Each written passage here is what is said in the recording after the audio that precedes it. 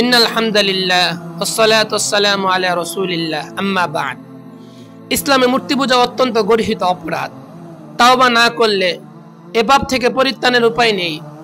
যারা মূর্তি পূজা করে তাদের বাংলায় বলে পৌত্তলিক, আরবিতে বলা হয় মুশরিক, ইংরেজিতে বলা হয় পেগান। আরবে এক সময় মুশরিক ছিল প্রচুর। তারা শত শত দেবদেবীর মূর্তি বানিয়ে পূজা করত, সাথে সাথে আল্লাহ তাআলাকেও তারা বিশ্বাস করত। কিন্তু এ বিশ্বাস ছিল শিরক মিশ্রিত বিশ্বাস।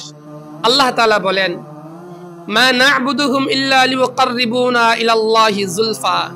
মুশরিকদের বক্তব্য, আমরা তাদের উপাসনা করি কেবল এই জন্য যে তারা আমাদেরকে আল্লাহর নিকটবর্তী করে দিবে।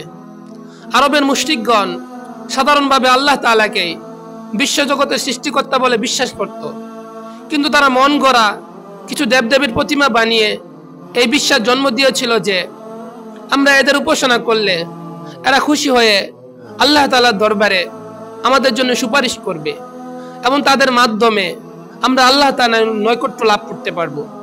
কুরআন মাজিদে এটাকেও শিরক সাব্যস্ত করা হয়েছে। কেননা এক তো ওইসব দেবদেবীর কোনো বাস্তবতা নেই, দ্বিতীয়ত ইবাদত কেবল আল্লাহ রাব্বুল আলামিনেরই হক।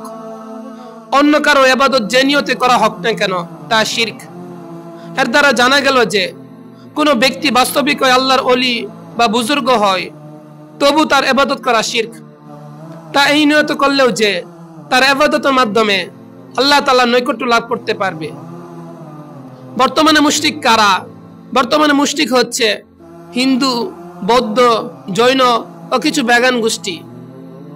দেবদেবীতে বিশ্বাস ও মূর্তি বানিয়ে পূজা করলে সে মুশরিক। আল্লাহ তাআলা বলেন, ওয়ামা কাদারুল্লাহ হাক্কা কাদরি ওয়াল আরদু জামিআন ক্বাবদাতুহু ইয়াওমাল কিয়ামাহ ওয়াস সামাওয়াতু মাতউবিয়াতুম বিয়ামিনি সুবহানাহু ওয়া তাআলা আম্মা ইউশরিকুন। তারা আল্লাহর যথাযথ কদর করেনি।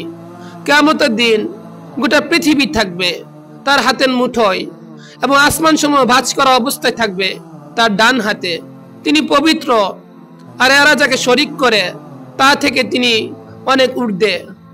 এই আয়াতের অর্থে একাধিক হাদিস ও আসার বর্ণিত হয়েছে। হাফেজ ইমামউদ্দিন ইবনে কাসির রাহিমাহুল্লাহ এই আয়াতের ব্যাখ্যায় বলেন, আল্লাহ তাআলা এখানে বলেন মুশরিকরা আল্লাহর যথাযথ কদর করেনি, এ কারণেই তারা আল্লাহর সাথে অন্যের ইবাদত করেছে। তিনি এত বড় যে তার চেয়ে বড় আর কেউ নেই। তিনি সবকিছুর উপর ক্ষমতাবান, সবকিছুর মালিক এবং সবকিছুই তার ক্ষমতা ও প্রতিপত্তির অধীন। এই আয়াতের ব্যাখ্যায় ইমাম সুদ্দী রাহিমাহুল্লাহ বলেন, তারা আল্লাহর যথাযথ মর্যাদা প্রদান করেনি। মুহাম্মদ বিন কাব রাহিমাহুল্লাহ বলেন, মুশরিকরা যদি আল্লাহর যথাযথ কুদরত উপলব্ধি করতে পারত তাহলে তারা কুফরি করত না। সহিহ বুখারীতে এসেছে, আব্দুল্লাহ ইবনে মাসউদ রাদিয়াল্লাহু তাআলা আনহু থেকে বর্ণিত, তিনি বলেন, একজন ইহুদি পণ্ডিত রাসূলুল্লাহ সাল্লাল্লাহু আলাইহি সাল্লাম নিকট এসে বলল, হে মুহাম্মদ, আমরা তাওরাত কিতাবে দেখতে পাই যে আল্লাহ তাআলা আকাশমণ্ডলীকে এক আঙ্গুলে, সমস্ত জমিনকে এক আঙ্গুলে, বৃক্ষরাজিকে এক আঙ্গুলে, পানি ও কাদাকে এক আঙ্গুলে এবং সমস্ত সৃষ্টি জগৎকে এক আঙ্গুলে রেখে বলবেন, আমি বাদশাহ। রাসূলুল্লাহ সাল্লাল্লাহু আলাইহি সাল্লাম ইহুদি কোন পণ্ডিতের এই কথা শুনে এবং তা সত্যায়ন করে এমন ভাবে হাসলেন যে তার দন্ত মুবারক দেখা যাচ্ছিল।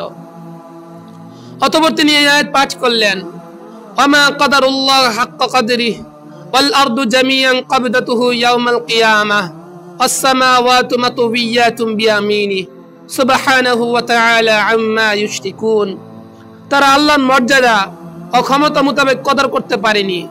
কিয়ামতের দিন গোটা পৃথিবী থাকবে তার হাতের মুঠোয় এবং আসমান সমূহ ভাঁজ করা অবস্থায় থাকবে তার ডান হাতে।